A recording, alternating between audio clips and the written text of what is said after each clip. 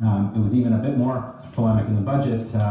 They talked about it being regressive. They were going to do something about it. They actually have stats that they published. Didn't include them here for the sake of time, but as far as how the stock option benefit was claimed and distributed amongst Canadians of various wealth categories.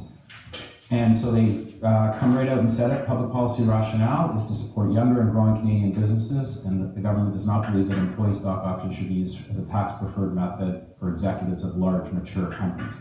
So that's foreshadowing the distinction they're going to make in the proposals. So here we are now with the proposed treatment. So CCPCs are unchanged, and there's going to be a new category of non-CCPCs that are prescribed corporations that are also not going to be subject to the new rules, and that's the startup, emerging, or scale-up companies. This is the language of the government. We still haven't seen how this is going to play out. This is probably the most uncertain aspect of the whole regime as far as planning goes, and we'll have to look to additional guidance, just like it took a while for TOSI to evolve and other things. We're gonna have to look at it. It's a challenging time, but clearly for non-CCPCs that aren't startups, so the large companies, the employee deduction is now capped at $200,000 worth of options annually, and the excess benefit would be fully taxable to the employee and deductible by the employer, so essentially treated as ordinary income.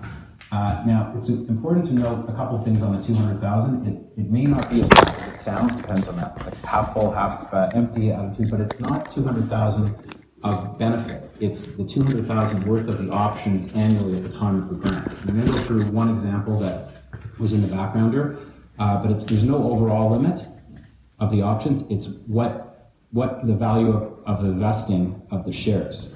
And so if the stock goes up a considerable amount of time, you could still have a large benefit where the 50% deduction would still apply. It's limited to benefits arising from the $200,000, as I said, determined at the time of the grant, and the options vest when they first become exercisable. The determination of that exercise year is at the time the option is granted, so you can't sort of use hindsight after the fact to determine the vesting. The obvious one is if the year is specified in the option agreement, then that's the year. If there's no year specified, and this may get interesting also as far as planning and interpretation, the vesting year is the first year in which, and this is a quote, the right to acquire the security can reasonably be expected to be exercised. And in some of the explanatory notes, the government has given examples, attainment of a metric based on sales, hours, or performance, that type of thing.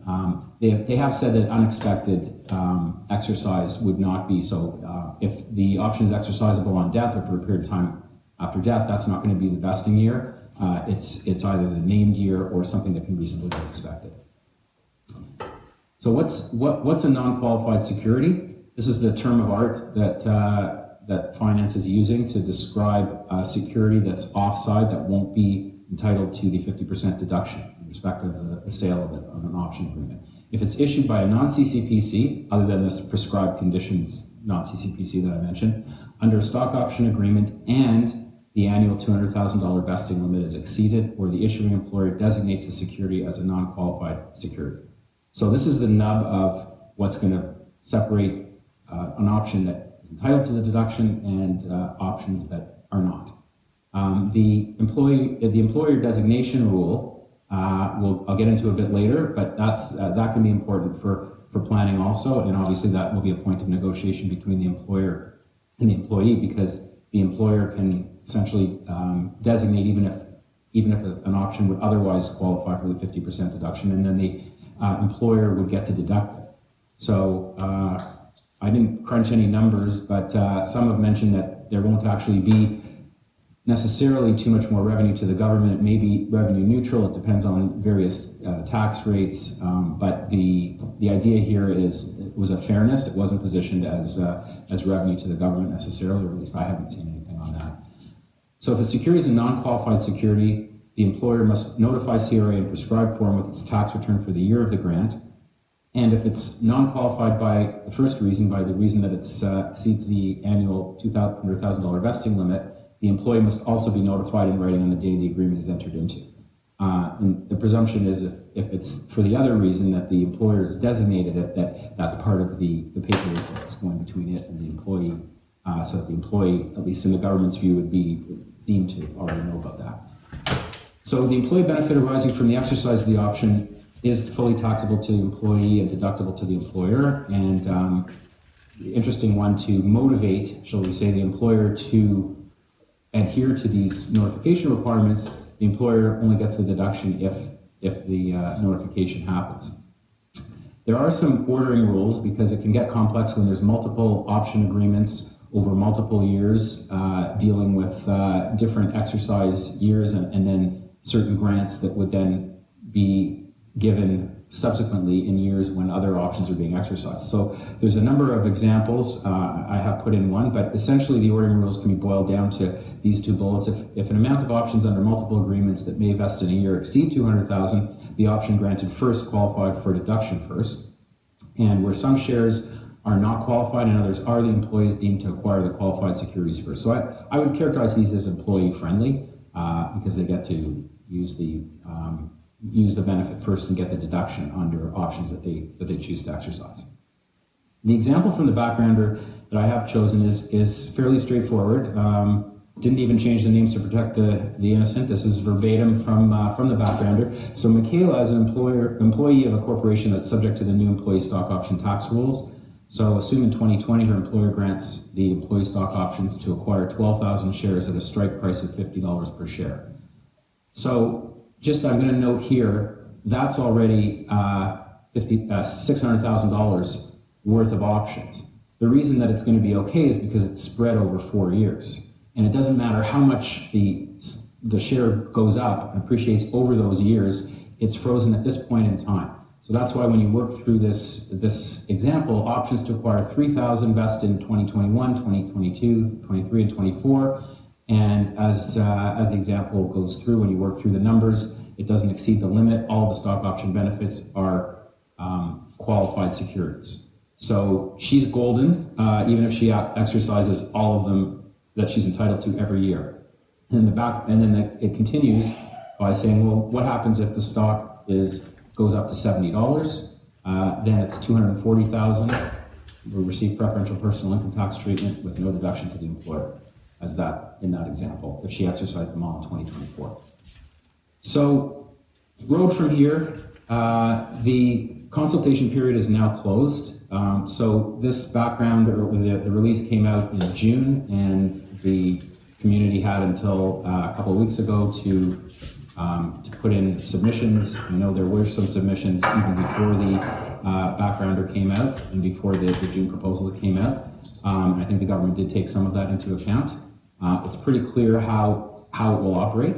The stock options granted before the end of this year will not be subject to proposed new rules. So that's the obvious planning, is if whether you're on the employer side or the employee side, now's the time if you think there's going to be some stock options that you want to get granted that may go offside or have the potential to be non-qualifying securities, they're grandfathered in if you do it by the end of this year. Can I add one point, Ian? Oh, absolutely. From a planning perspective, do you not think the fact that the $200,000 cap based on vesting, will that just not drive new stock option plans to have annual vesting as opposed to cliff vesting? Yeah, I think so. I think they'll just spread the years because you'll be able to calculate it at the time.